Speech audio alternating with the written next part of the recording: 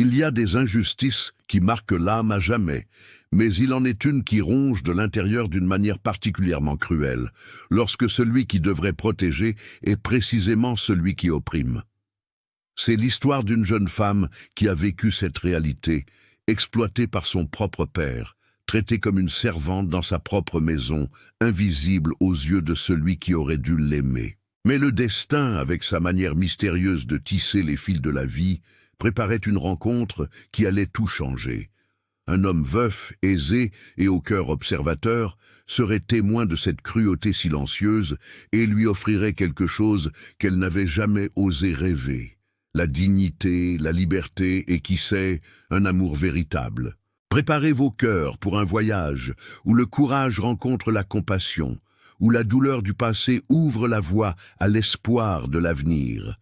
C'est une histoire de rédemption qui s'est déroulée à l'époque de la France du Second Empire, lorsque les apparences sociales cachaient des drames profonds, mais aussi lorsque la bonté authentique avait encore le pouvoir de transformer des vies. Le matin se levait lentement sur la ville d'Honfleur, au cœur de la Normandie, alors que l'année 1857 était encore jeune. C'était une région prospère, où les riches domaines s'étendaient sur les collines comme une mer vert sombre, et où l'odeur de la terre humide se mêlait à l'arôme des récoltes séchant au soleil dans les cours. Là, entre les maisons de négociants, de petits commerçants et de fonctionnaires, se trouvait la résidence des Dubois. Ce n'était pas une grande maison, ni particulièrement jolie. Construite en maçonnerie de pierre et de chaux, elle avait d'épais murs blanchis à la chaux, qui jaunissaient déjà avec le temps, des fenêtres en bois peintes d'un bleu délavé et un toit de tuiles rouges. Un petit jardin devant, plus négligé que cultivé, et séparait la bâtisse de la rue pavée.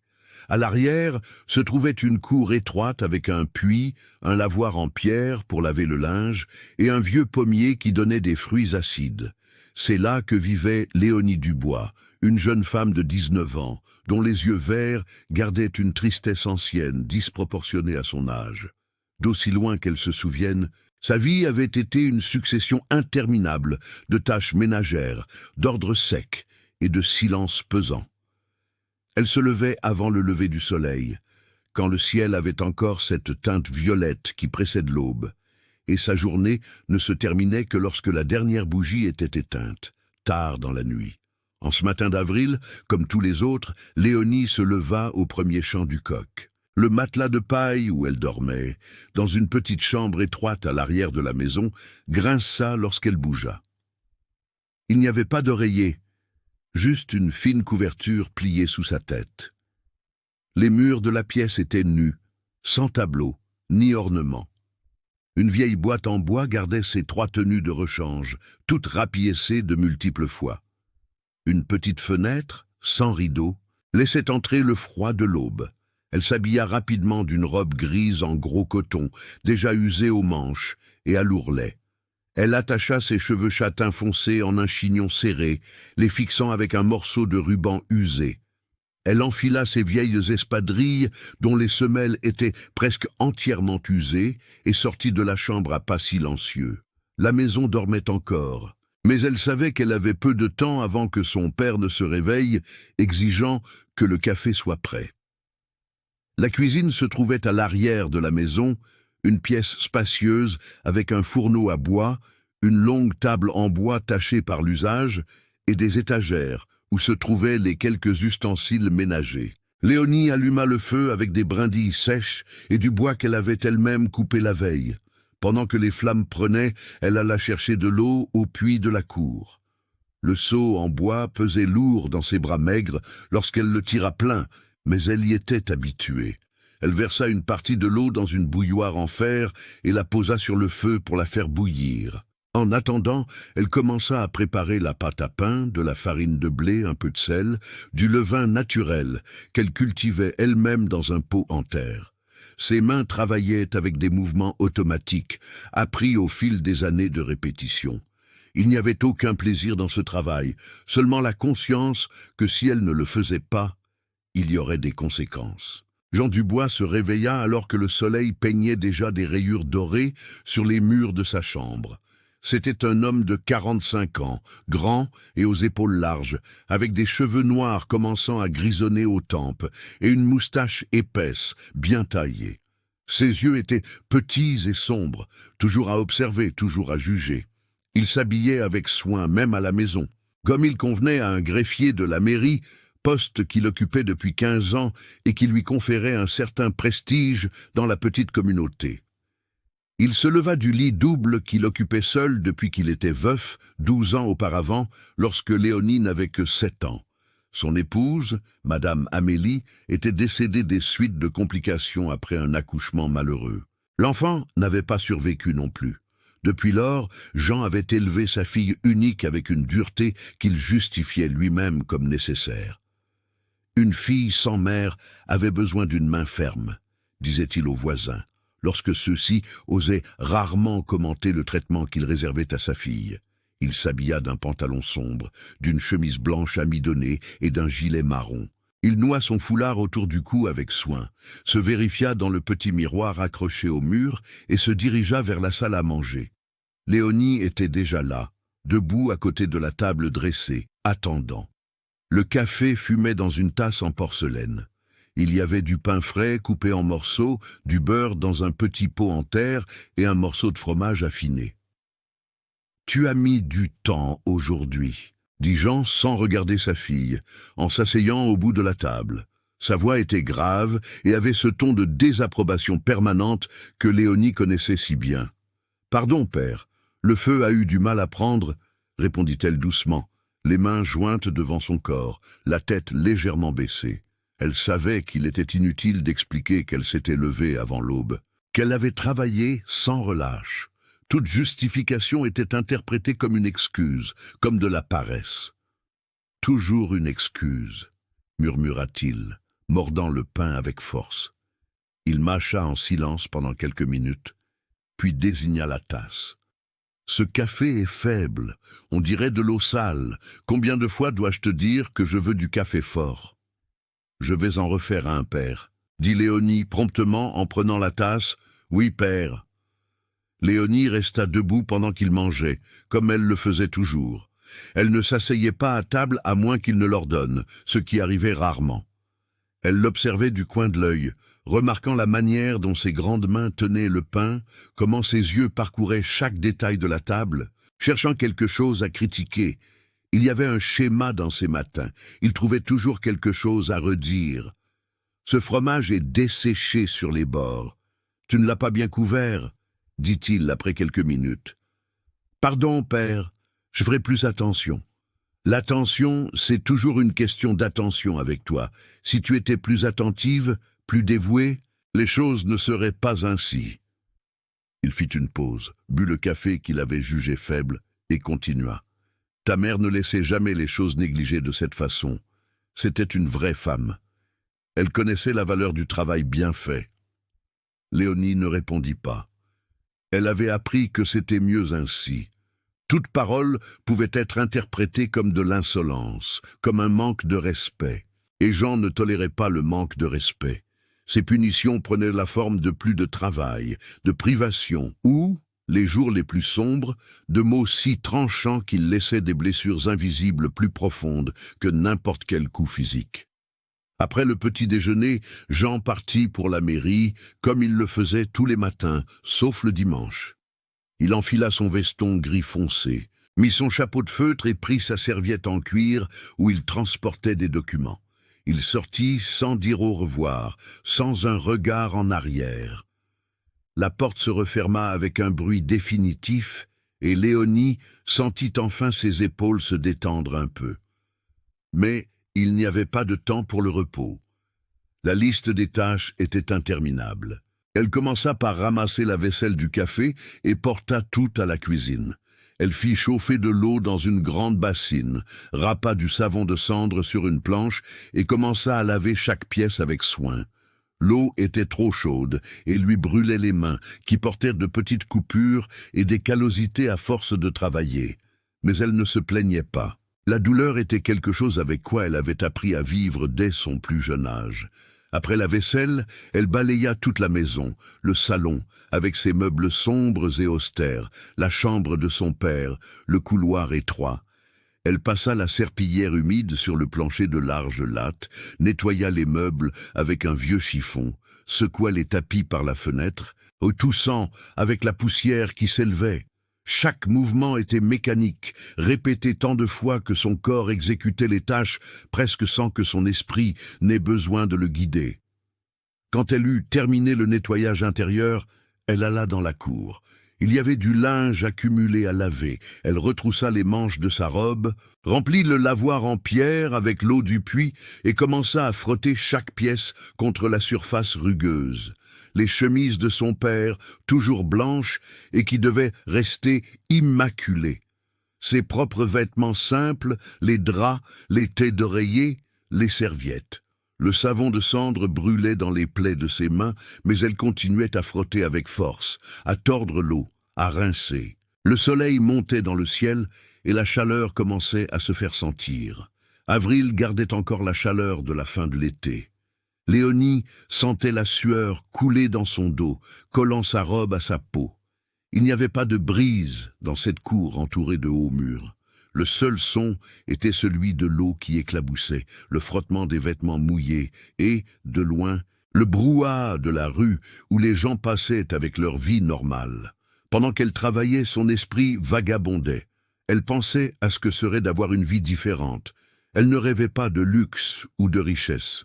Ses aspirations étaient plus simples. Pouvoir dormir plus tard une fois, avoir un moment de repos sans culpabilité, peut-être avoir une amie avec qui parler, quelqu'un qui lui demanderait comment s'était passée sa journée. Mais ses pensées s'accompagnaient d'une tristesse résignée, car elle savait qu'il n'y avait pas d'échappatoire pour elle. Son père lui avait fait comprendre très clairement au fil des ans qu'elle avait une dette envers lui. Il l'avait élevée seule après la mort de sa mère.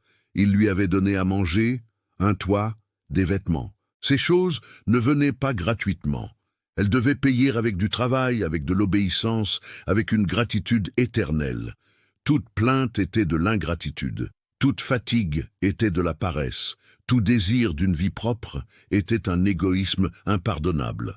Léonie avait peu de souvenirs de sa mère, des fragments, en fait, des images floues comme des peintures délavées par le temps.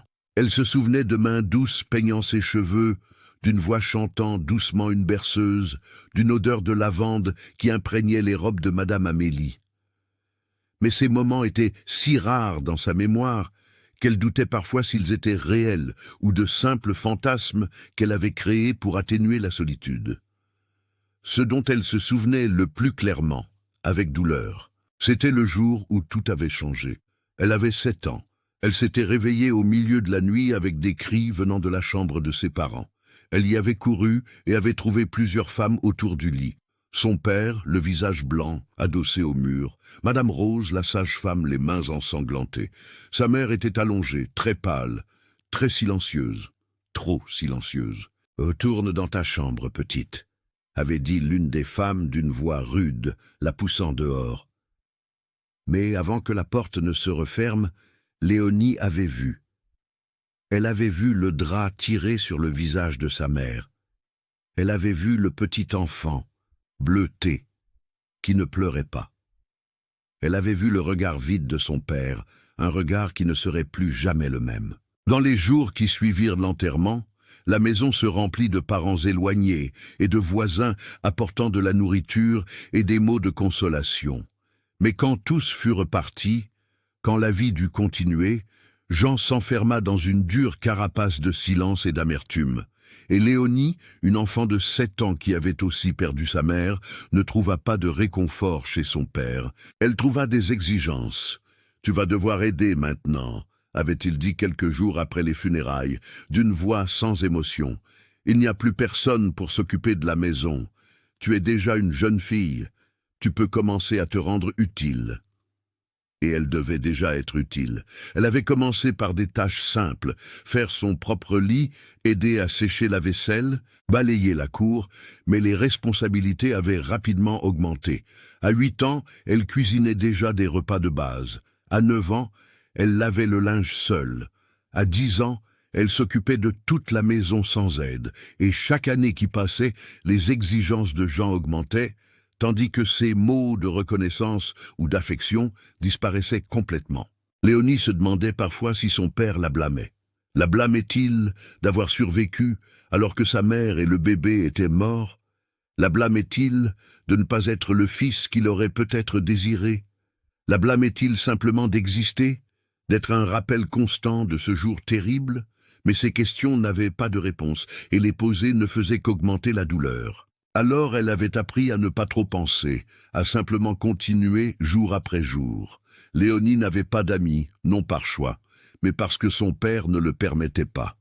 Les jeunes filles respectables ne traînent pas dans les rues comme des vauriennes, disait-il chaque fois qu'elle mentionnait, dans les premières années, le désir de jouer avec d'autres enfants du voisinage. « Tu as du travail à faire ici. » Et ainsi, tandis que d'autres filles de son âge fréquentaient des fêtes d'anniversaire, se promenaient le dimanche sur la place, participaient à des groupes de broderie ou de lecture, Léonie restait confinée à la maison. Sa seule sortie régulière était la messe du dimanche, mais même là, elle ne pouvait pas socialiser. Son père la gardait à ses côtés pendant tout l'office, et immédiatement après la bénédiction finale, il la prenait par le bras, et il rentrait à la maison. Les voisines s'arrêtaient parfois pour discuter dans la rue lorsque Léonie secouait des tapis à la fenêtre ou balayait le trottoir. C'étaient des femmes bienveillantes, comme Madame Martine, qui habitait 3 maisons plus loin et avait toujours un sourire doux, ou Madame Hélène, la couturière de la rue parallèle, qui offrait des chutes de tissu à Léonie pour rapiécer ses vêtements. Mais ces conversations étaient brèves, superficielles, car Jean n'approuvait pas la proximité avec les voisins. « Un bon voisin est un voisin lointain », disait-il. « Je ne veux pas que tu donnes de l'intimité à ces gens. Ils vont commencer à fourrer leur nez dans notre vie, à poser des questions, à répandre des commérages. Garde tes distances. » Alors, Léonie les gardait. Elle remerciait poliment les salutations, acceptait les offres de tissu avec un sourire timide, mais ne s'attardait jamais en conversation, n'ouvrait jamais son cœur, ne se plaignait jamais, car elle savait que toute parole de sa part pourrait parvenir aux oreilles de son père et que les conséquences seraient terribles. Le résultat était une solitude profonde, une sensation d'être en permanence séparée du reste du monde par un mur invisible. Léonie voyait la vie se dérouler autour d'elle. Elle entendait des rires venant d'autres maisons. Elle observait des groupes de jeunes passant joyeusement dans la rue, mais elle n'en faisait pas partie. C'était comme être un fantôme, présente, mais ne participant pas réellement à la vie. La nuit, lorsqu'elle s'allongeait sur son matelas dur et tirait la fine couverture jusqu'à son menton, Léonie pleurait parfois silencieusement. Ce n'étaient là pas des larmes dramatiques ou des sanglots bruyants. C'étaient des larmes silencieuses, de pur épuisement et de tristesse. Des larmes de celles qui portent un poids que personne ne voit, une souffrance que personne ne reconnaît. Dans l'obscurité de sa petite chambre, elle se permettait de poser une question qu'elle ne formulerait jamais à voix haute. Pourquoi sa vie devait-elle être ainsi? Une fois par semaine, le mercredi, Léonie avait la permission d'aller au marché municipal acheter des provisions. C'était la seule occasion où elle sortait seule de la maison. Et, bien que la tâche fût chargée de responsabilités et d'instructions strictes de son père, elle attendait secrètement ce jour comme une petite aventure. Ce mercredi d'avril, Léonie se réveilla encore plus tôt que d'habitude. Elle prépara le café de son père, le servit, attendit qu'il parte au travail. Puis elle prit la grande corbeille en osier, compta soigneusement les pièces qu'il avait laissées sur la table de la cuisine, notées sur une liste avec les valeurs exactes pour chaque article, et sortit. Le marché municipal d'Honfleur se trouvait à environ 15 minutes de marche. C'était un vaste bâtiment aux murs blanchis à la chaux, avec un haut toit soutenu par des poutres en bois sombre. À l'intérieur, des dizaines d'étals vendaient de tout. Fruits, légumes, viande, poissons apportés du littoral, fromage, douceur, tissus, ustensiles. L'odeur était un mélange de terre fraîche, de viande salée, d'épices et la légère odeur de décomposition qui accompagnait toujours les marchés de ce type. Léonie suivait toujours le même chemin, visitant les mêmes vendeurs, achetant les mêmes choses.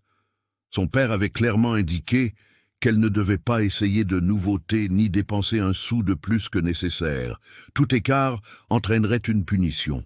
Mais même ainsi, ces minutes à marcher entre les étals, à observer les gens, à écouter les conversations, étaient précieuses.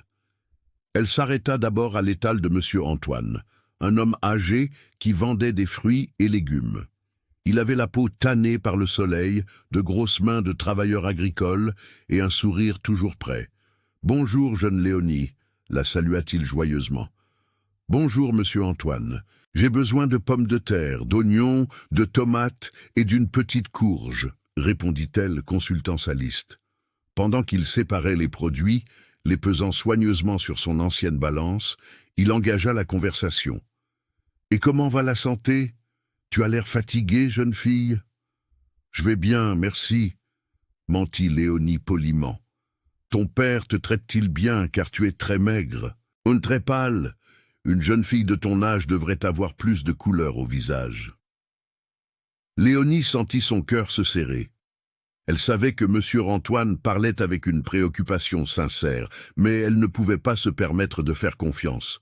« Tout va bien, c'est juste la chaleur qui me fatigue. » Il ne parut pas convaincu, mais n'insista pas. Il enveloppa les achats dans du papier brun, les attacha avec de la ficelle et les lui tendit. « Si tu as besoin de quoi que ce soit, tu peux me le dire, tu entends ?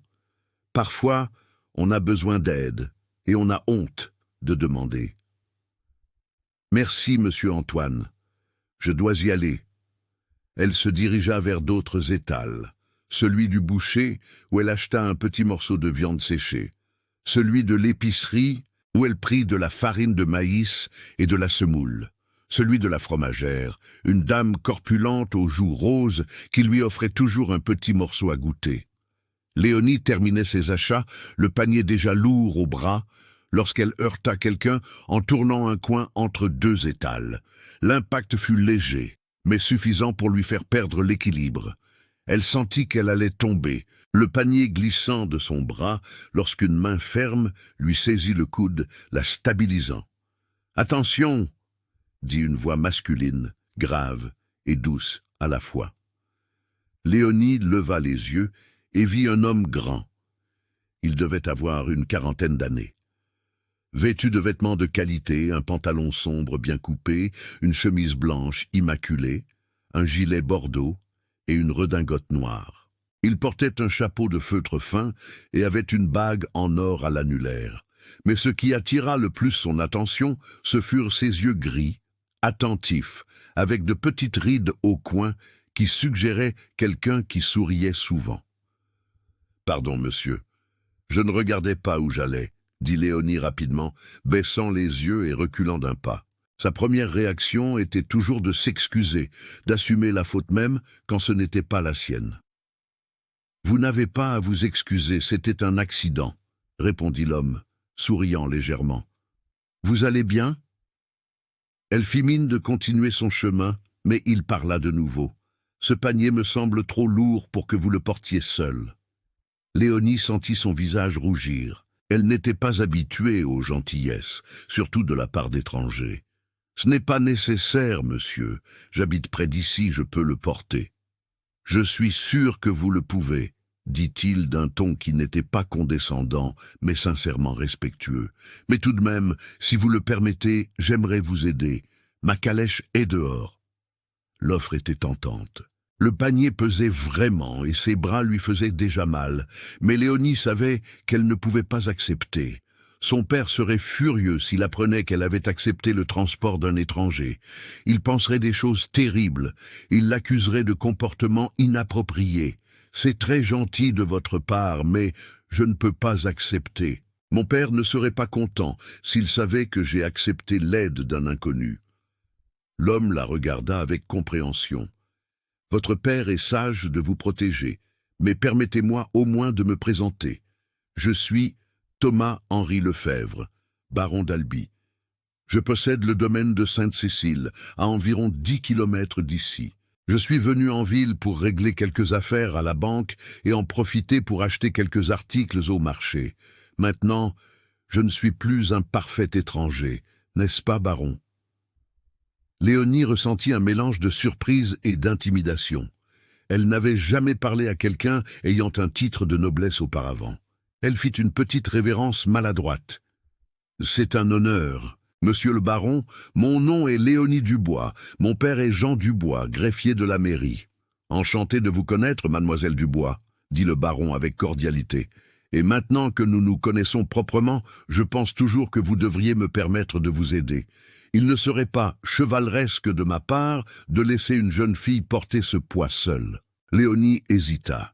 Il y avait quelque chose dans la voix de cet homme, dans la manière dont il la regardait, non pas avec la supériorité qu'elle attendrait de quelqu'un de sa position, mais avec un respect sincère qui lui donnait envie de faire confiance, mais la peur des conséquences pesait davantage. « Monsieur le baron, je vous remercie vraiment, mais ma maison est très proche. » Thomas Henry perçut la tension dans sa voix, la peur mal dissimulée. Ses années de vie lui avaient appris à lire les gens, et il y avait quelque chose chez cette jeune femme maigre, aux yeux effrayés, qui le dérangeait. Ce n'était pas seulement de la timidité, c'était quelque chose de plus profond, de plus troublant. « Très bien, dit-il doucement, ne voulant pas la presser. Mais permettez-moi au moins de porter votre panier jusqu'à la sortie du marché. Ainsi, vous n'accepterez pas le transport d'un étranger, juste un geste de courtoisie dans un lieu public. » Léonie y réfléchit. Cela ne semblait pas si risqué, et ses bras lui faisaient vraiment mal. « C'est d'accord, merci. » Il prit le panier de ses mains avec soin, comme si le poids n'était rien pour lui, et ils commencèrent à marcher côte à côte vers la sortie. Il y avait tant de monde au marché que personne ne leur prêtait une attention particulière. Mais Léonie se sentait toujours mal à l'aise, comme si elle faisait quelque chose de mal. « Votre père est le greffier Dubois, » dit le baron tandis qu'il marchait. « J'ai déjà eu le plaisir de traiter avec lui quelquefois à la mairie. Un homme très compétent dans son travail. » « Oui, monsieur, mon père prend ses responsabilités très au sérieux, » répondit Léonie, choisissant ses mots avec soin. « Oui, monsieur, nous ne sommes que tous les deux. Ma mère est décédée quand j'étais enfant. Je suis vraiment désolé. Perdre sa mère jeune a dû être difficile. » Léonie ne répondit pas. Elle ne savait pas quoi dire. Oui, cela avait été difficile, mais pas de la manière qu'il imaginait. La difficulté ne résidait pas seulement dans la perte elle-même, mais dans tout ce qui avait suivi. Ils arrivèrent à la sortie du marché, où la lumière du soleil entrait fortement, illuminant la place en face. Une élégante calèche était garée là, tirée par 2 chevaux bais bien entretenus. Un cocher en livrée attendait patiemment sur le siège avant. « Voici, » dit le baron, rendant le panier à Léonie avec soin. « Oui, monsieur. » Il toucha légèrement le bord de son chapeau en guise d'adieu. Un geste élégant. « Ce fut un plaisir de vous rencontrer, mademoiselle Dubois. Passez une bonne journée. »« De même, monsieur le baron. » Léonie commença à s'éloigner. Mais après quelques pas, elle sentit une impulsion inexplicable de regarder en arrière. Il était toujours là, l'observant avec une expression qu'elle ne put déchiffrer. De l'inquiétude, peut-être, de la curiosité. Lorsque leurs regards se croisèrent, il sourit légèrement, puis monta dans la calèche. Pendant tout le chemin du retour, Léonie pensa à cette rencontre. Elle avait été si brève, si insignifiante dans le grand ordre des choses, mais elle avait laissé une étrange impression. Pour la première fois depuis longtemps, quelqu'un l'avait traitée avec gentillesse, sans rien attendre en retour, sans exiger, sans critiquer, juste en offrant de l'aide. C'était une sensation si inhabituelle qu'elle ne savait presque pas comment la gérer. Les jours suivants s'écoulèrent comme toujours. Se lever avant l'aube, préparer le café, servir son père, nettoyer la maison, laver le linge, cuisiner, coudre, rapiécer. Les semaines se confondaient les unes dans les autres, dans une monotonie grise, ponctuée seulement par les critiques constantes de Jean. Cette soupe manque de sel, le sol n'est pas assez propre, je vois de la poussière dans le coin là-bas. Tu as mal repassé ma chemise. Elle est froissée dans le dos, ta posture est affreuse. redresse ses épaules, tu ressembles à une vieille bossue. Chaque mot était comme un poids supplémentaire sur les épaules de Léonie. Elle essayait de tout faire parfaitement, mais la perfection était une cible mouvante qui restait toujours hors de sa portée. Quand une chose était juste, une autre était fausse. Quand tout semblait en ordre, son père inventait de nouvelles normes, de nouvelles exigences. Il n'y avait pas de repos, même le dimanche. Après la messe qui durait 1 heure, Jean s'attendait à ce que le déjeuner soit prêt. L'après-midi, Léonie repassait le linge, rapiéçait des chaussettes, réparait des draps. Il se reposait dans son fauteuil, lisant le journal ou des livres de droit, tandis qu'elle travaillait sans relâche. Un samedi après-midi, 3 semaines après sa rencontre avec le baron au marché, quelque chose de différent se produisit. Léonie était dans la cour, étendant des draps sur la corde à linge, lorsqu'elle entendit la voix de son père l'appeler de la cuisine. « Léonie, viens ici tout de suite !» Le ton n'était pas celui habituel d'impatience irritée. C'était quelque chose de pire, une colère froide et contrôlée. Léonie sentit son estomac se nouer, lâcha le drap qu'elle tenait et courut à l'intérieur. Jean était dans la cuisine, tenant une tasse cassée.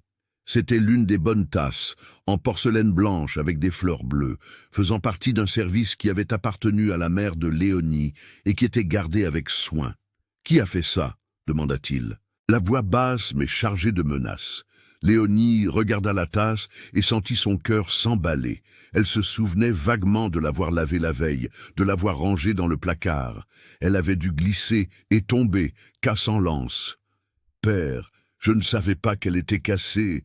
Cela a dû arriver quand je l'ai rangée hier soir. Je suis désolé. »« Tu es désolé. » Il répéta les mots avec dérision. « Cette tasse appartenait à ta mère. Elle faisait partie du service qu'elle avait reçu en cadeau de mariage.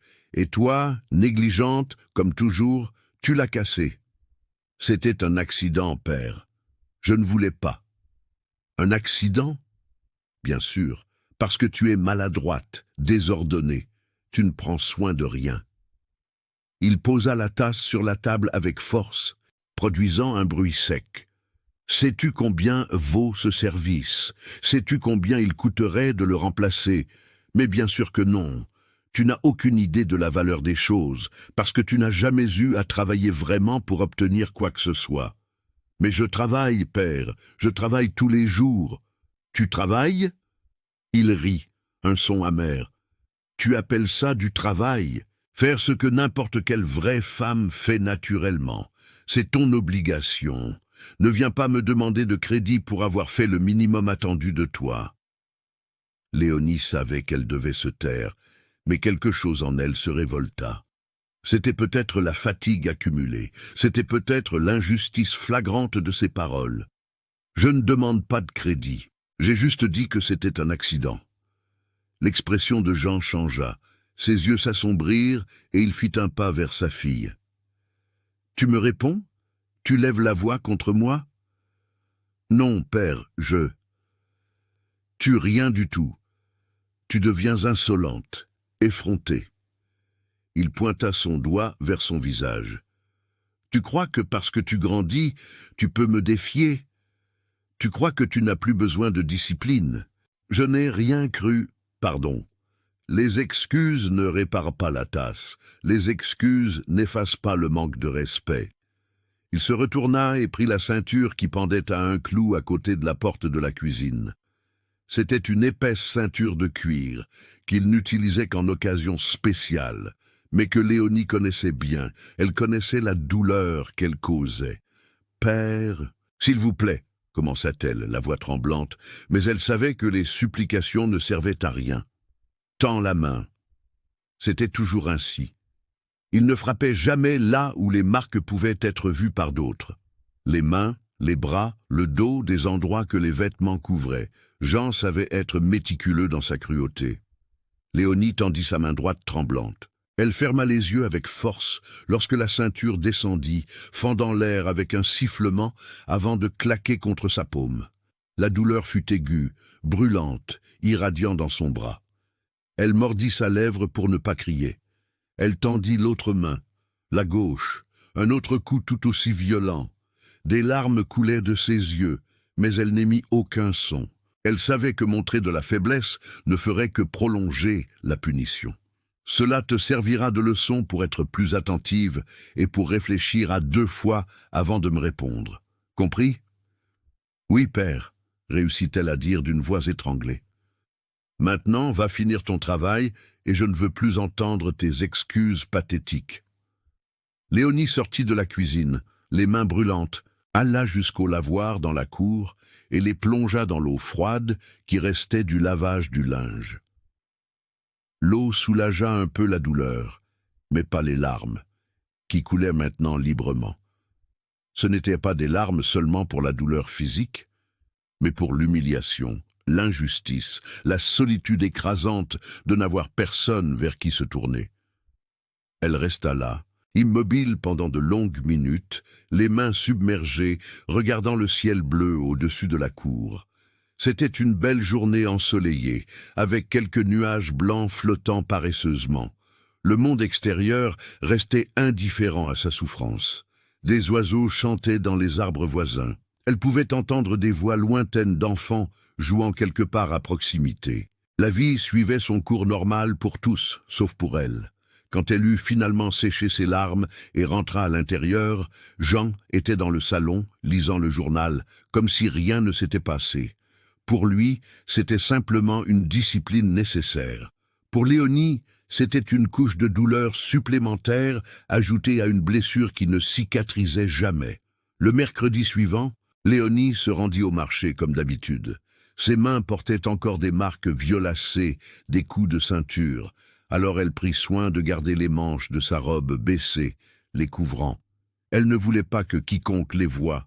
Elle ne voulait pas de questions. Elle acheta les articles de la liste méthodiquement, évitant les conversations inutiles, même avec les vendeurs qui essayaient d'être amicaux. Monsieur Antoine remarqua son silence plus prononcé que d'habitude, mais respecta, se contentant de dire qu'il espérait qu'elle allait bien.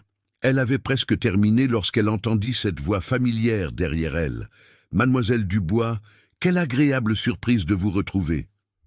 Léonie se retourna et vit le baron Thomas Henry. Il était élégamment vêtu comme la première fois, mais aujourd'hui il portait une canne à pommeau d'argent, plus par style que par nécessité apparemment.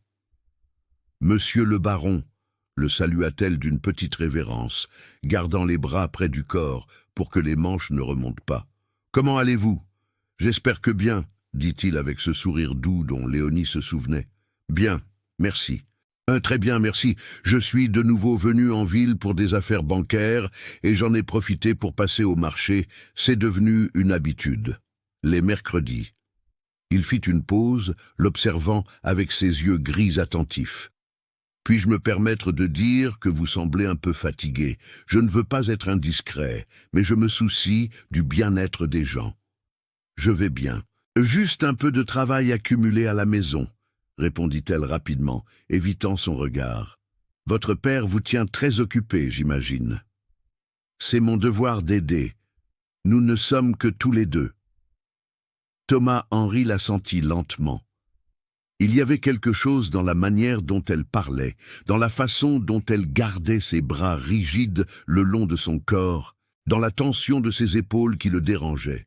Il était médecin de formation, bien qu'il ne pratiquât plus depuis qu'il avait hérité des terres et du titre, et ses années à traiter des patients lui avaient appris à reconnaître les signes de souffrance qui allaient au-delà du physique. « Mademoiselle Dubois, pardonnez-moi si je suis trop direct, mais allez-vous bien ?» La question l'a pris au dépourvu. Personne ne lui avait jamais posé cette question. Personne ne voulait vraiment savoir. Et certainement personne ne la posait avec ce ton de préoccupation sincère. Pendant un moment terrible, Léonie sentit qu'elle allait s'effondrer là même, qu'elle allait tout raconter, déverser toutes ces années de souffrance à cet étranger gentil, mais elle ne pouvait pas, elle ne devait pas. « Oui, monsieur le baron, je vais bien, mais merci de votre préoccupation. » Il ne parut pas convaincu, mais n'insista pas. « Très bien, mais j'aimerais vous faire une demande, si vous me le permettez. » « Une demande ? Je cherche quelqu'un pour aider à la maison de maître de mon domaine. Ma gouvernante, Madame Clémence, vieillit et a besoin d'aide. Le travail consisterait à superviser quelques servantes, à aider à l'administration domestique, des choses de ce genre. J'ai pensé à vous.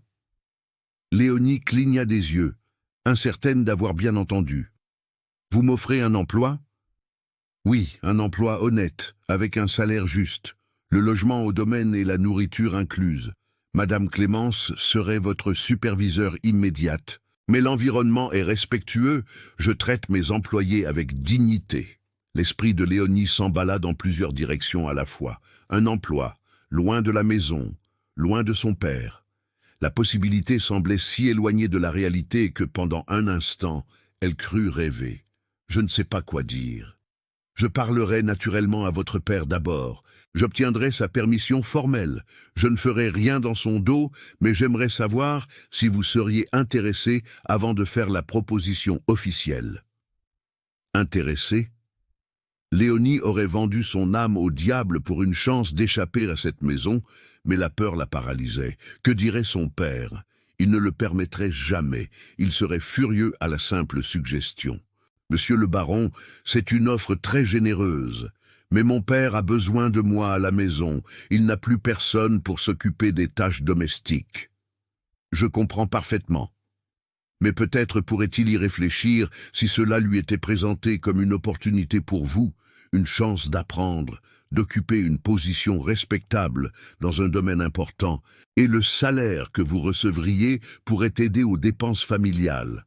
Léonie voulait croire, voulait espérer, mais elle connaissait trop bien son père.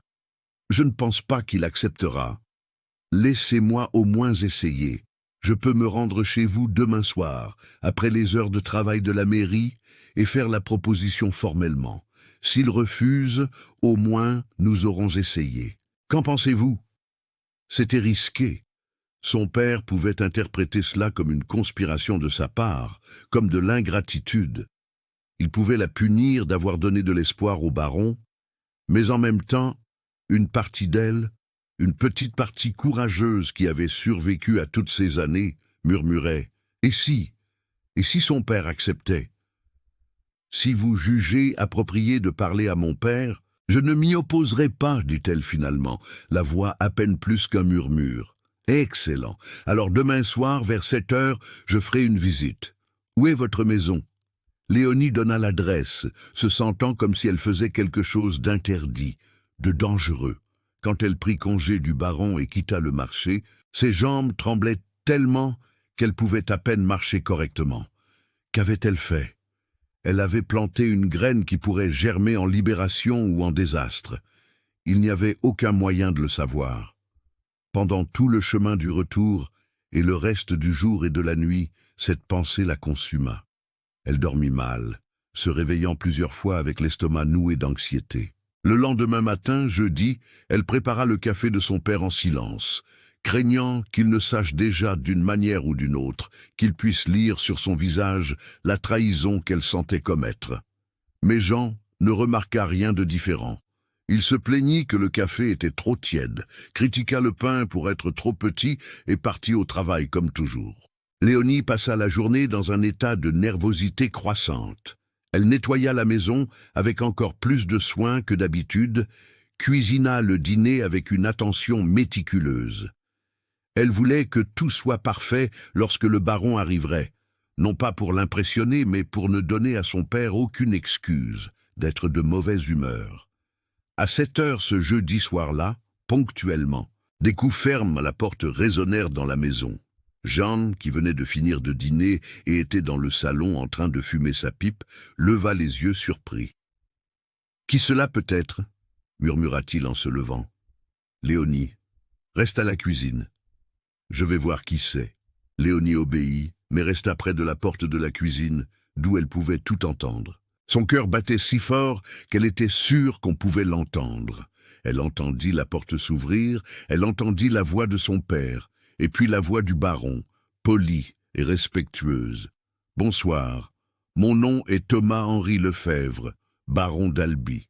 Je souhaiterais parler à monsieur Jean Dubois, s'il est disponible. » Il y eut un moment de silence. Puis Jean répondit d'un ton complètement différent de celui qu'il utilisait normalement, un ton respectueux, presque obséquieux. Monsieur le baron, quel honneur. S'il vous plaît, entrez. Léonie, viens ici. Nous avons une visite importante. Léonie essuya rapidement ses mains sur son tablier et entra dans le salon. Le baron se tenait près de la porte, tenant élégamment son chapeau.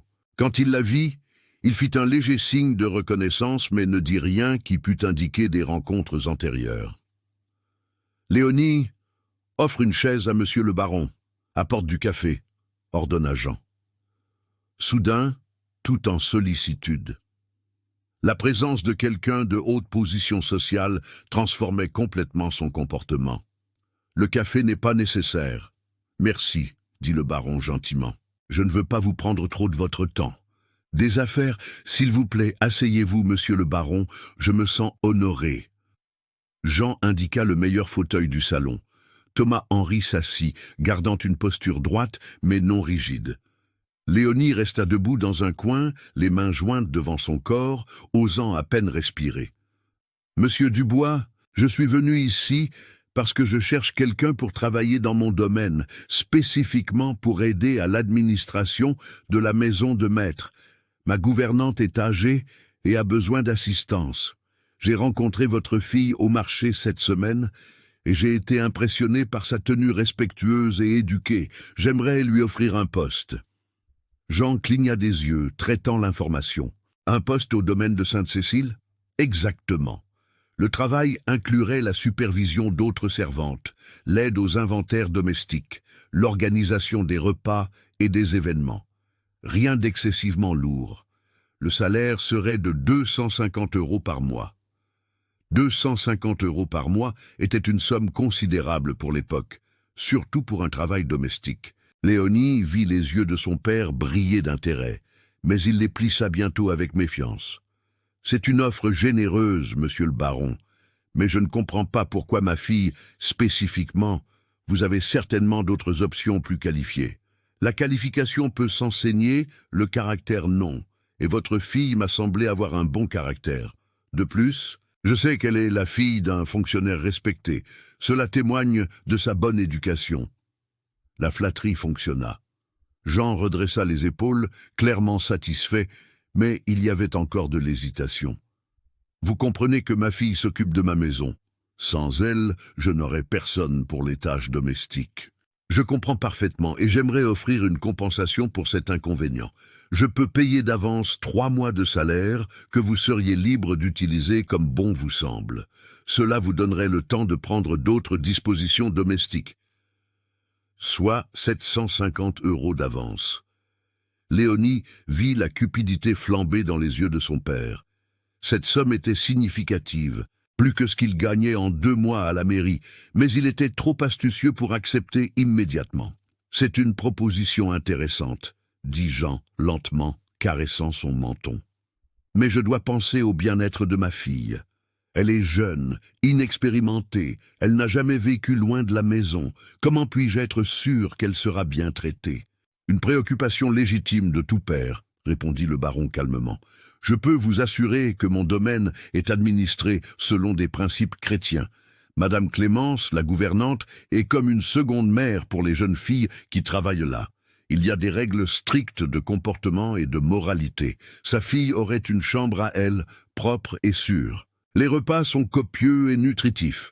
Et naturellement, monsieur serait le bienvenu pour lui rendre visite quand il le souhaiterait, avec un préavis. » Jean-Pierre hocha lentement la tête. « Quant à la période de travail, elle serait permanente. Nous pouvons commencer par une période d'essai de 6 mois. Si après ce temps, l'une ou l'autre des parties n'est pas satisfaite, le contrat peut être résilié sans pénalité. » C'était un piège parfait. Le baron avait pensé à chaque objection possible et avait la réponse prête. Léonie observait tout avec un mélange d'espoir et de terreur. Elle n'osait pas regarder directement l'un ou l'autre des hommes, mais elle sentait le poids de la négociation de son avenir, se déroulant devant elle comme si elle était un objet, non une personne. « Léonie !» dit Jean-Pierre soudain, se tournant vers elle. Elle savait, si elle montrait trop d'enthousiasme, il se méfierait. Si elle semblait réticente, il pourrait refuser par orgueil. Elle devait trouver l'équilibre exact. « Si vous pensez que c'est une bonne opportunité, père, j'obéirai à votre décision, dit-elle avec précaution, gardant une voix neutre. Jean-Pierre reporta son attention sur le baron. J'ai besoin d'un jour pour réfléchir, monsieur le baron. C'est une décision importante. Naturellement, je comprends parfaitement. Le baron se leva, prenant son chapeau. Je reviendrai demain soir, à la même heure, pour entendre votre réponse. Si vous êtes d'accord, nous pourrons préparer la documentation appropriée et votre fille pourrait commencer dès dimanche prochain après la messe. Dimanche, si tôt. Plus tôt elle commencera, plus tôt elle s'adaptera. Mais, comme je l'ai dit, je suis ouvert aux ajustements, si vous préférez un autre jour. Non, dimanche pourrait convenir, si je suis d'accord, bien sûr, parfaitement compréhensible. Alors, à demain, monsieur Dubois. Ce fut un plaisir de vous rencontrer. Le baron fit un geste élégant de départ, puis regarda brièvement Léonie. Mademoiselle Dubois, bonne nuit. Bonne nuit, monsieur le baron, répondit-elle doucement. Jean-Pierre accompagna le baron jusqu'à la porte, faisant des révérences et des remerciements excessifs. Quand la porte se referma, il resta là, pensif, un long moment. « Retourne à la cuisine, finis de nettoyer », dit-il finalement sans regarder Léonie. Elle obéit en silence, mais en elle, une tempête d'émotions tourbillonnait. Il y avait de l'espoir, oui, mais aussi une peur paralysante. Et si son père acceptait et que ce n'était que changer une prison pour une autre? Et s'il refusait et se mettait en colère contre elle pour avoir donné des idées au baron? Il n'y avait aucun moyen de prévoir. Léonie dormit mal cette nuit-là. Elle resta allongée sur son matelas dur, regardant le plafond sombre, imaginant des possibilités. Elle essaya de ne pas se laisser aller à trop d'espoir, car l'espoir pouvait être brisé et la douleur serait insupportable.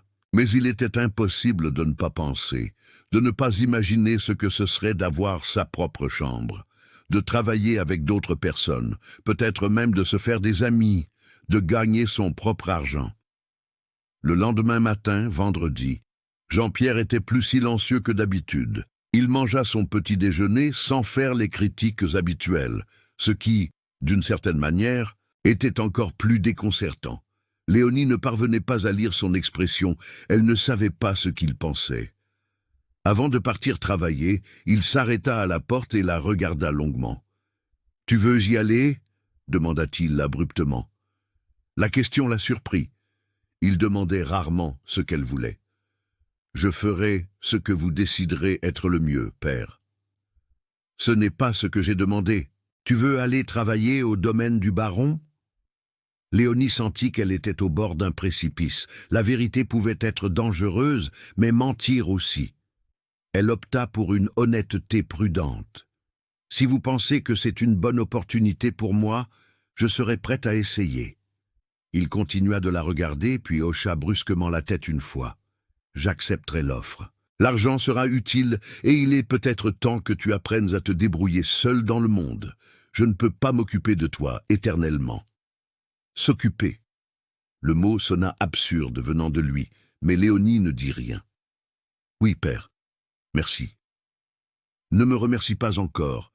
Nous verrons si tu arrives à garder cet emploi ou si tu vas me faire honte avec ton incompétence. » Il prit son chapeau. « Ce soir, quand le baron viendra, je dirai que j'accepte. Tu pars dimanche matin, prépare tes affaires. » Et puis, il sortit, laissant Léonie seule avec un tourbillon d'émotions. C'était arrivé, c'était vraiment arrivé. Elle allait partir. Elle allait quitter cette maison, ce père, cette vie de souffrance silencieuse. Elle aurait dû être heureuse, mais ce qu'elle ressentait était plus complexe. Un soulagement mêlé de peur, un espoir tempéré par l'incertitude. Elle passa la journée comme en transe, exécutant ses tâches automatiquement, tandis que son esprit traitait la réalité. Dimanche, il ne restait que 2 jours. 2 jours avant que sa vie ne change complètement. Quand la nuit tomba et que le baron apparut de nouveau, la conversation fut brève et formelle. Jean-Pierre accepta l'offre, reçut l'avance en billets soigneusement comptés, signa un document simple que le baron avait apporté. Il fut convenu que le dimanche matin, après la messe, une calèche viendrait chercher Léonie. « Je prendrai bien soin de votre fille, monsieur Dubois. Vous avez ma parole, dit le baron en prenant congé. Je l'espère et j'espère qu'elle ne vous décevra pas, répondit Jean-Pierre. Quand la porte se referma pour la seconde fois et que le baron fut parti, Jean-Pierre compta l'argent de nouveau, un sourire satisfait aux lèvres. 500 €. Ce n'est pas mal, ce n'est pas mal du tout. Il ne regarda pas Léonie, ne lui demanda pas comment elle se sentait, n'offrit pas de mots d'encouragement ou de préoccupation paternelle, il rangea simplement l'argent et alla dans sa chambre. Pour lui, ce n'était qu'une transaction financière réussie. Le samedi, le jour se leva nuageux avec une menace de pluie dans l'air. Léonie se réveilla avec un nœud à l'estomac. Aujourd'hui serait son dernier jour complet dans cette maison. Demain, sa vie changerait. Elle exécuta ses tâches matinales comme toujours. Mais tout semblait différent maintenant, chargé d'un sens d'adieu.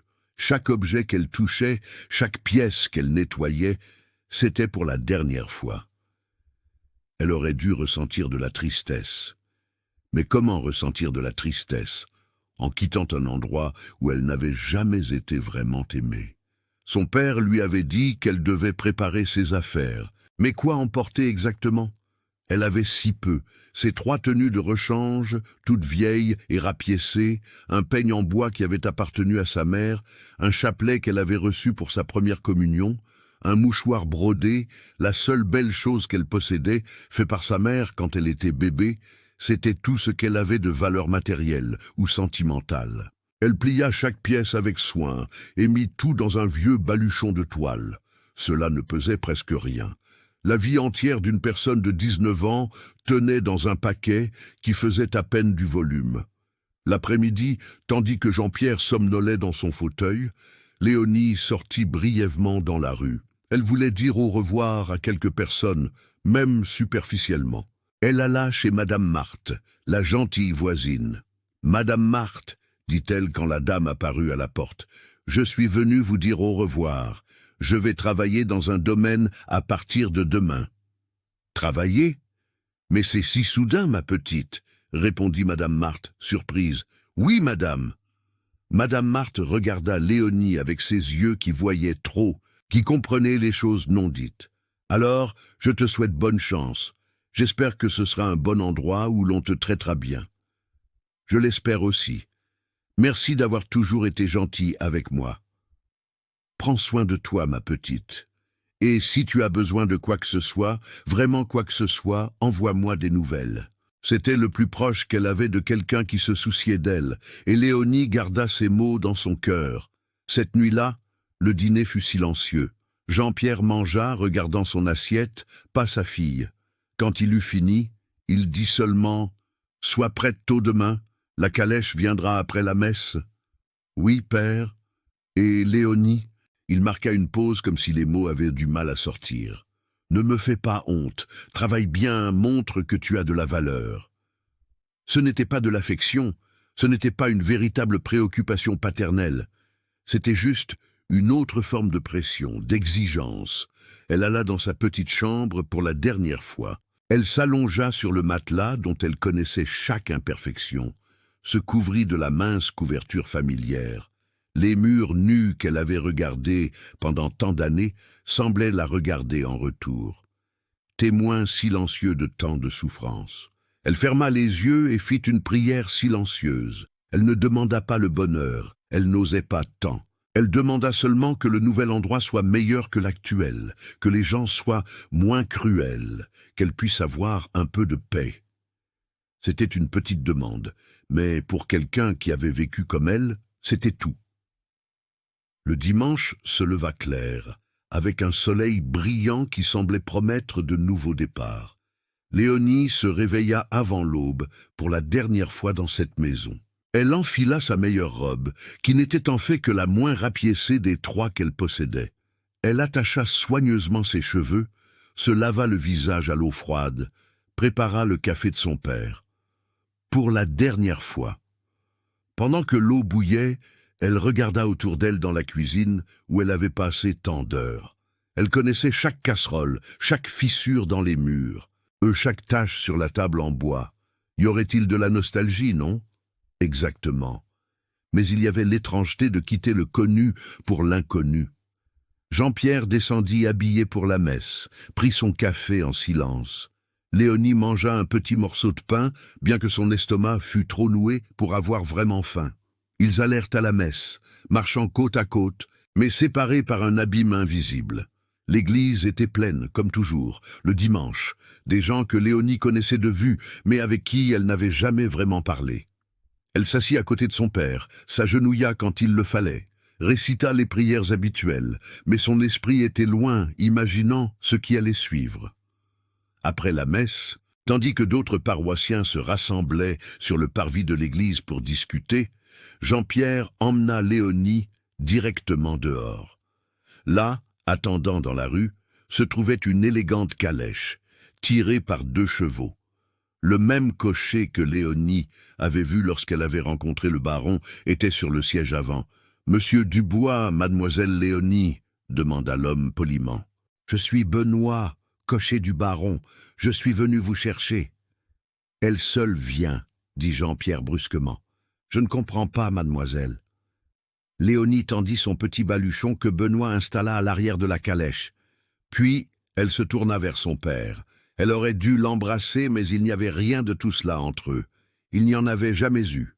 « Adieu, père, » dit-elle simplement. Jean-Pierre la regarda longuement. Il y avait quelque chose dans ses yeux que Léonie ne parvenait pas à déchiffrer. Du regret? Non, ce n'était pas ça.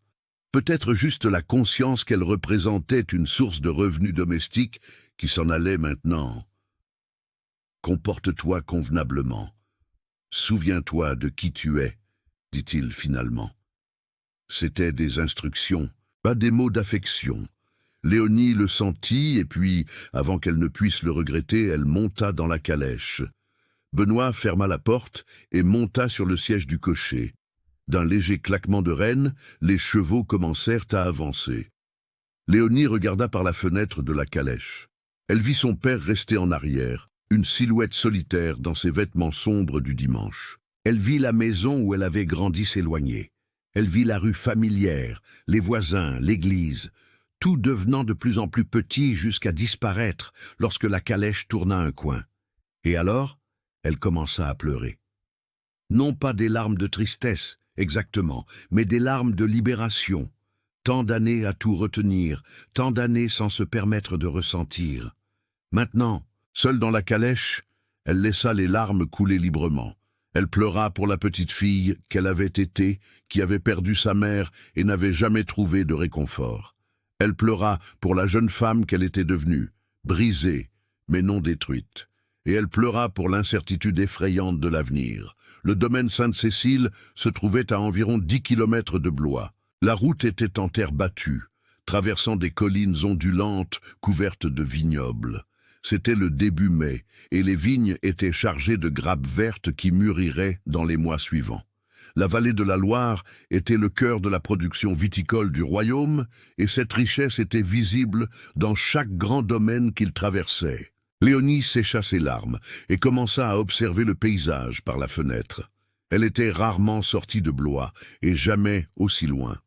Tout semblait plus grand, plus ouvert que le petit monde dans lequel elle avait vécu confinée. Le ciel était immense, d'un bleu éclatant avec des nuages blancs. Les collines s'étendaient dans toutes les directions, couvertes du vert intense des vignes. Ils passèrent devant d'autres propriétés plus petites, des maisons modestes de colons, de petites échoppes au bord de la route. Des enfants jouaient dans les cours, saluant l'élégante calèche qui passait. Léonie leur rendit timidement leur salut, un petit sourire effleurant ses lèvres pour la première fois depuis longtemps. Après environ 40 minutes de voyage, la route commença à monter une colline plus haute. Au sommet, la vue s'ouvrit de manière spectaculaire, et là, s'étendant dans la vallée en contrebas, se trouvait le domaine Sainte-Cécile. C'était impressionnant. Un portail en pierre marquait l'entrée avec le nom du domaine gravé en lettres élégantes. La route privée serpentait à travers des vignobles parfaitement alignés jusqu'à la maison principale qui se dressait au centre de la propriété comme un joyau dans un écrin de verdure. La maison principale était une construction majestueuse de 2 étages, avec des murs blanchis à la chaux et des fenêtres aux encadrements peints en bleu foncé. Il y avait de larges balcons aux 2 étages, soutenus par d'épaisses colonnes. Le toit de tuiles rouges brillait au soleil. Des jardins bien entretenus entouraient la maison avec des fleurs colorées, des arbres fruitiers et un petit étang où des canards nageaient tranquillement. Autour de la maison principale se trouvaient plusieurs autres constructions. Les communs, qui abritaient encore certains ouvriers agricoles, bien que les lois récentes aient commencé à transformer le système de travail. Les maisons des travailleurs libres, les hangars de traitement du vin, les écuries, une petite mais jolie chapelle et ce qui semblait être une école. C'était un monde complet, une communauté autonome, et c'est là que Léonie vivrait désormais. La calèche s'arrêta devant la maison principale. Benoît descendit et ouvrit la porte à Léonie, lui offrant la main pour l'aider à descendre. Elle accepta, ses jambes un peu tremblantes, après le voyage et l'anxiété. « Bienvenue au domaine Sainte-Cécile, mademoiselle, » dit Benoît avec un sourire gentil. « Je dépose votre baluchon ici. » « Merci, » murmura Léonie, regardant autour d'elle avec des yeux écarquillés. « Vous n'avez pas eu à attendre longtemps. » La porte principale de la maison s'ouvrit et 2 femmes en sortirent. La première était âgée. Elle devait avoir environ 65 ans, petite et un peu courbée, mais avec des yeux vifs et attentifs. Elle portait une robe sombre, simple mais propre, et avait les cheveux gris attachés en un chignon serré. La seconde était plus jeune, peut-être 30 ans, et plus grande et de forte corpulence, avec un visage amical. « Vous devez être Léonie, » dit la femme plus âgée, la voix ferme, malgré son âge. « Je suis Clémence Martin, gouvernante de cette maison depuis 37 ans, et voici Séraphine, l'une des femmes de chambre. Bienvenue. » « Merci beaucoup, Madame Clémence, » répondit Léonie, faisant une petite révérence. « Pas de révérence inutile ici. Ma petite, nous sommes tous des travailleurs. Venez, je vais vous montrer la maison et votre chambre. » Madame Clémence se tourna vers Séraphine. « Prenez son baluchon. »« Je peux le porter, » commença Léonie. Mais Madame Clémence secoua la tête. « Séraphine va le porter. Vous êtes nouvelle et vous vous adaptez encore. Venez. » Elles entrèrent dans la maison principale. L'intérieur était impressionnant pour quelqu'un habitué à la modestie de la maison de Jean-Pierre. Le hall d'entrée avait un sol en larges planches de bois ciré qui brillaient. Il y avait des meubles en palissandre foncé, des lustres en cristal, des tableaux aux murs. Tout sentait la cire d'abeille et les fleurs fraîches. La maison a 16 pièces, expliqua Madame Clémence tandis qu'elle marchait. Le baron vit seul depuis le décès de sa femme il y a 8 ans, mais il maintient tout en ordre. Il reçoit parfois des visites importantes, des autorités de la préfecture, d'autres propriétaires terriens. C'est pourquoi tout doit toujours être impeccable. Elles montèrent un large escalier qui menait au second étage. La rampe était en bois travaillé, lisse sous la paume de la main de Léonie. « Ici se trouvent les chambres principales, » continua Madame Clémence. La chambre du baron, les chambres d'amis, le bureau. Vous n'aurez pas à vous en occuper, d'autres femmes de chambre le font. Votre travail sera différent. Elles passèrent devant les chambres principales et arrivèrent à un couloir latéral plus petit. Au bout de celui-ci, Madame Clémence ouvrit une porte qui révélait un escalier plus étroit, clairement de service. « Cet escalier mène aux chambres des employés qui se trouvent au grenier, » expliqua-t-elle. Elles montèrent. Au sommet, il y avait un couloir avec plusieurs portes. Madame Clémence en ouvrit une. C'était une petite chambre, mais pour Léonie, cela ressemblait à un palais. Elle avait une vraie fenêtre avec du verre et un simple rideau, un vrai lit avec un vrai matelas, pas seulement de la paille, un petit coffre pour ranger les affaires, une chaise, une table minuscule, une carafe et une bassine pour se laver. Et c'était propre, sentant le savon et l'air frais. « C'est ici que vous dormirez », dit Madame Clémence. « Vous partagez la salle de bain dans le couloir avec les autres jeunes filles, mais la chambre est à vous seule. Le baron tient à ce que chaque employé ait sa vie privée. » Léonie pouvait à peine y croire. Une chambre à elle seule, un vrai lit, une fenêtre avec un rideau. « C'est merveilleux », réussit-elle à dire, la voix étranglée. Madame Clémence la regarda attentivement, remarquant l'émotion disproportionnée pour quelque chose d'aussi simple. « Ma petite, comment était votre vie avant ?»« Différente », répondit Léonie vaguement, ne voulant pas parler de son père. Madame Clémence n'insista pas, mais ses yeux expérimentés avaient déjà vu beaucoup de jeunes filles malmenées par la vie. Il y avait quelque chose chez cette Léonie qui éveillait sa compassion, quelque chose au-delà de la timidité naturelle. « Très bien, je vous laisse vous installer un peu. Rangez vos affaires, reposez-vous. Dans 1 heure, Séraphine viendra vous chercher pour le déjeuner. Nous mangeons tous ensemble dans la cuisine, les employés de la maison. Après le déjeuner, nous parlerons de vos tâches. Pour aujourd'hui, vous pouvez juste vous familiariser. Merci, Madame Clémence, vous êtes très gentille. Ce n'est pas de la gentillesse, c'est de la décence. Ici, vous serez traité avec respect si vous travaillez bien. Le baron est un homme juste. Il ne tolère pas la paresse, mais il ne tolère pas non plus la cruauté.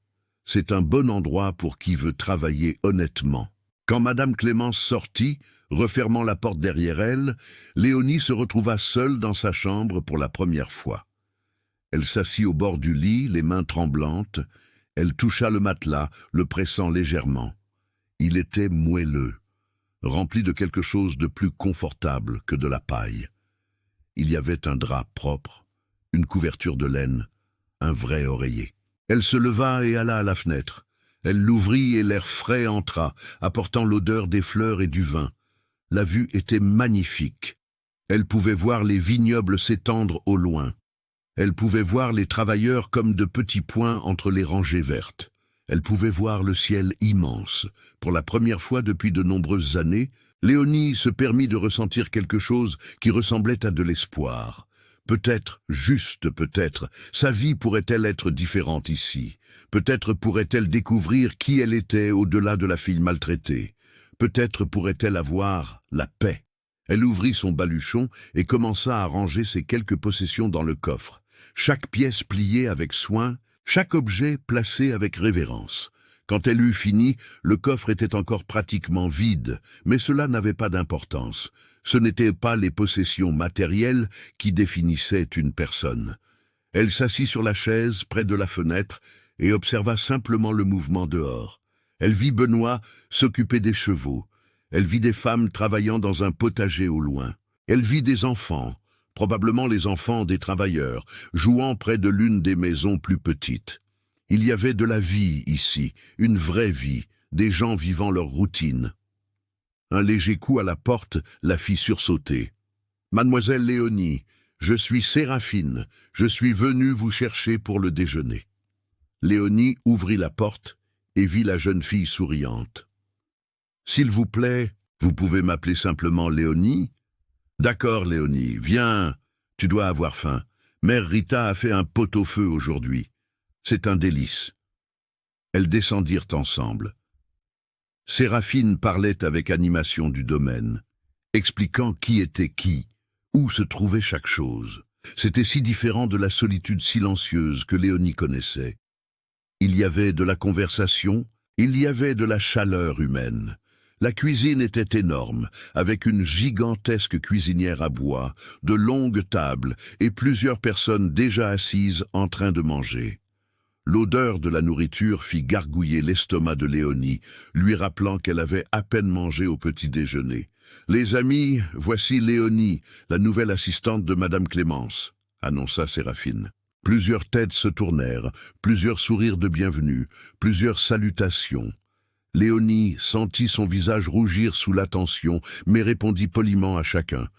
Elle s'assit à une place que Séraphine lui indiqua et reçut une assiette bien garnie.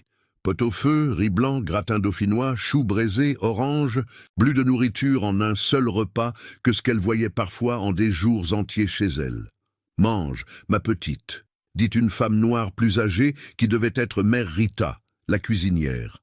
Et Léonie mangea. Elle mangea jusqu'à se sentir rassasiée pour la première fois depuis des années. Après le déjeuner, Madame Clémence emmena Léonie faire un tour plus complet de la maison principale, lui expliquant ses responsabilités. Comme le baron l'avait dit, le travail n'était pas excessivement lourd, mais il exigeait de l'organisation et une attention aux détails. « Vous serez mon assistante directe », expliqua la gouvernante tandis qu'elle marchait dans les couloirs. « Je tiens un inventaire de tout le matériel domestique. Linge de lit, serviettes, vaisselle, couverts, provisions. Tout doit être enregistré, contrôlé. Je vieillis. Ma vue n'est plus ce qu'elle était. Ma mémoire me fait parfois défaut.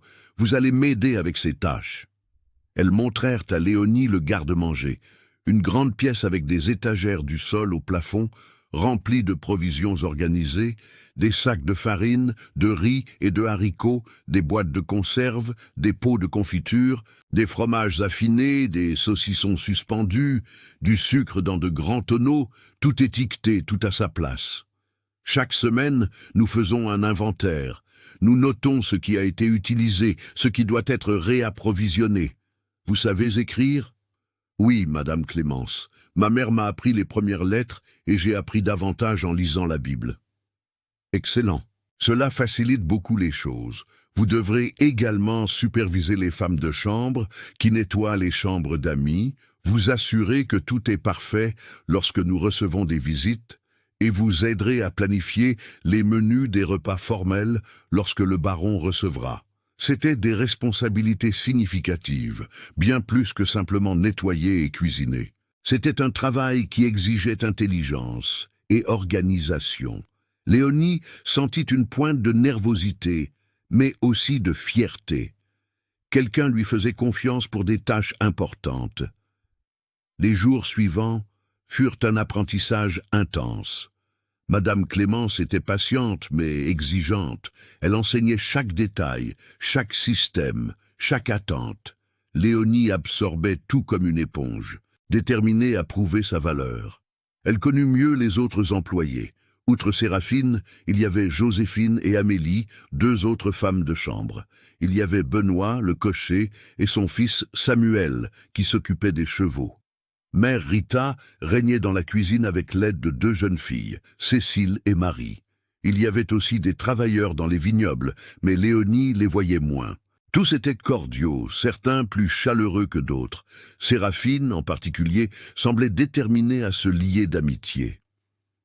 Le soir, quand le travail était terminé et que les employés se réunissaient dans leur chambre ou dans la petite cour arrière, Séraphine s'asseyait avec Léonie et parlait de tout et de rien. « Tu es très silencieuse », commenta-t-elle un soir après presque une semaine. « J'ai toujours plus écouté que parlé. » « Il n'y a pas de problème à cela, je suis juste curieuse à ton sujet. D'où viens-tu? Comment était ta vie avant ?» Léonie hésita. Elle ne voulait pas mentir, mais elle ne voulait pas non plus trop en révéler. « Je vivais à Blois avec mon père, je m'occupais de sa maison et ma mère est morte quand j'étais enfant. »« Je suis désolé. » Séraphine marqua une pause. « Ton père était-il bon avec toi ?» La question était trop directe pour être ignorée, mais Léonie n'était pas encore prête pour cette conversation. Il a fait de son mieux, je suppose. Séraphine la regarda avec des yeux qui voyaient trop, mais ne la pressa pas. « Eh bien, tu es ici maintenant, et ici, c'est différent. Le baron est juste. Madame Clémence est stricte, mais juste aussi. Si tu travailles bien, tu seras bien traité. » Je l'ai déjà remarqué, c'est différent de ce que je connaissais. Différent comment? Bon, dit Léonie simplement. Léonie avait travaillé au domaine pendant presque 2 semaines. Quand elle revit enfin, le baron Thomas Henry. Il avait voyagé à Paris quand elle était arrivée, s'occupant d'affaires, et n'était revenu que ce lundi matin-là. Léonie était dans le bureau de la gouvernante, une petite pièce à côté du garde-manger, où Madame Clémence tenait ses registres, quand elle entendit des pas fermes dans le couloir. La porte était ouverte et elle vit le baron passer portant une mallette en cuir. Il s'arrêta en remarquant du mouvement dans la pièce et revint. « Madame Clémence !» la salua-t-il avec un sourire. « Heureux de vous voir. Comment vont les choses ? Tout est en ordre, monsieur le baron. Bienvenue de retour. Le voyage a été bon, fatigant, mais productif. Et notre nouvelle assistante, comment s'adapte-t-elle ? Très bien, monsieur. Elle est diligente et apprend vite. » Madame Clémence fit un geste vers Léonie, qui était assise à la petite table où elle travaillait sur les inventaires. « Léonie, venez saluer le baron comme il se doit. » Léonie se leva, lissa son tablier et s'approcha. Elle fit une révérence polie.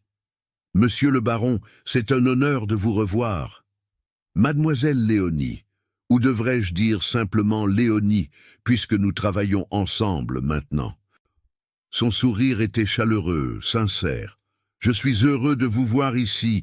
Madame Clémence dit que vous vous en sortez bien. »« J'essaie de faire de mon mieux, monsieur. »« Et la chambre ? Est-elle confortable ? Avez-vous tout ce dont vous avez besoin ?» La préoccupation sincère dans sa voix surprit Léonie. Les patrons n'avaient pas l'habitude de s'enquérir du confort des employés. « Oui, monsieur, c'est très bien. Mieux que... » Elle s'arrêta, réalisant qu'elle allait trop en révéler. « Mieux que ce à quoi vous étiez habitué, » compléta-t-il gentiment. « Je suis heureux de l'entendre. Je crois que les gens travaillent en mieux quand ils sont bien traités. Si vous avez besoin de quoi que ce soit, n'hésitez pas à en parler à Madame Clémence, et elle m'en informera. Merci. Monsieur le baron !» Il hocha la tête et était sur le point de continuer quand il s'arrêta de nouveau. « Léonie, votre père a-t-il envoyé de la correspondance ? Il a demandé de vos nouvelles. » La question prit Léonie au dépourvu. Correspondance. L'idée que Jean-Pierre se soucierait suffisamment pour écrire, demandant de ses nouvelles, était risible. « Non, monsieur, mais je ne m'attendais pas à ce qu'il envoie. C'est un homme très occupé. » Quelque chose passa sur le visage du baron. Une expression que Léonie ne put interpréter. Désapprobation. Pitié. « Je comprends. Eh bien, si vous voulez lui envoyer des nouvelles, vous pouvez utiliser le service de courrier du domaine. Il suffit de demander à Madame Clémence. »« Merci, monsieur. » Il fit un geste de départ et continua son chemin. Quand ses pas s'éloignèrent dans le couloir, Madame Clémence regarda Léonie avec curiosité. « Votre père n'a vraiment pas envoyé de nouvelles, pas même un mot pour demander si vous étiez bien arrivée. »« Non, Madame Clémence, mais tout va bien, comme je l'ai dit, il est occupé. » La gouvernante secoua lentement la tête. « Un père qui ne demande pas de nouvelles de sa fille n'est pas un père, c'est une absence avec un nom. Mais je ne vais pas juger, chaque famille a ses particularités. » Léonie retourna au travail, mais les mots résonnaient dans son esprit. Jean-Pierre n'était pas une absence avec un nom, c'était une présence oppressante, un poids constant, et elle était soulagée de n'avoir reçu aucune correspondance de sa part. Chaque jour, sans nouvelles, était un jour de paix. Les semaines se transformèrent en mois. Mai fit place à juin et juin à juillet. L'hiver arriva dans la vallée de la Loire, apportant des matins glaciaux et des nuits froides, mais le travail au domaine continuait son rythme constant. Léonie s'adapta complètement à ses responsabilités. Les inventaires que Madame Clémence lui avait appris à faire étaient maintenant presque entièrement les siens. La gouvernante, soulagée d'une partie du fardeau, se concentrait sur d'autres tâches et sur la formation de Léonie, pour qu'elle assume éventuellement encore plus de responsabilités. « J'ai 67 ans, » dit Madame Clémence, un après-midi en prenant un thé dans la cuisine. « Je ne vais pas durer éternellement dans ce travail. Le baron le sait. Nous avons déjà parlé de ma retraite éventuelle. » La révélation laissa Léonie stupéfaite. « Mais, Madame Clémence, il y a encore tant de choses que je ne sais pas. Et vous apprendrez. Vous avez le temps. Je ne vais nulle part de sitôt. Mais il est bon que vous le sachiez. Le baron voit du potentiel en vous. Ne le décevez pas. » Léonie prenait au sérieux la confiance placée en elle. Elle travaillait de longues heures, mais cela ne la dérangeait pas. Le travail ici avait un but, il y avait de la reconnaissance. Quand elle faisait quelque chose de bien, elle recevait des éloges. Quand elle commettait des erreurs, elle recevait une correction douce et l'opportunité d'apprendre. C'était un monde complètement différent. Ses interactions avec le baron étaient brèves, mais toujours courtoises. Il demandait occasionnellement comment elle allait, si elle avait besoin de quelque chose, si elle était satisfaite. Léonie répondait toujours affirmativement, encore à moitié surprise que quelqu'un de sa position s'en soucie. Un après-midi d'août, Léonie supervisait le nettoyage d'une des chambres d'amis lorsque le baron passa dans le couloir. Il s'arrêta en la voyant vérifier si la femme de chambre avait correctement poli les meubles. « Léonie, puis-je vous parler un instant dans mon bureau ?»« Bien sûr, monsieur le baron. » Elle demanda à la femme de chambre de continuer et suivit le baron jusqu'à son bureau, une pièce spacieuse avec des étagères remplies de livres et une grande table de travail. « Asseyez-vous, s'il vous plaît, » dit-il, indiquant une chaise devant sa table. Léonie s'assit, les mains jointes sur ses genoux, la posture droite. « Je voulais parler de votre évolution ici. Madame Clémence me dit que vous avez dépassé les attentes, que vous êtes organisé, fiable et que vous apprenez rapidement. J'essaie de faire de mon mieux, monsieur. Et vous avez fait plus que cela. Je suis impressionné. » Il marqua une pause. « J'ai également remarqué que vous n'avez reçu aucune correspondance de votre père pendant tous ces mois, ni visité votre maison les dimanches, bien que vous ayez le droit de le faire. » Léonie baissa les yeux. « Je préfère rester ici les dimanches, monsieur. J'aide là où c'est nécessaire et j'utilise ce temps pour me reposer. » « Je comprends, mais il n'est pas sain de s'isoler complètement. Vous êtes jeune, vous devriez avoir une vie sociale, vous faire des amis. J'ai des amis ici, Séraphine et les autres jeunes.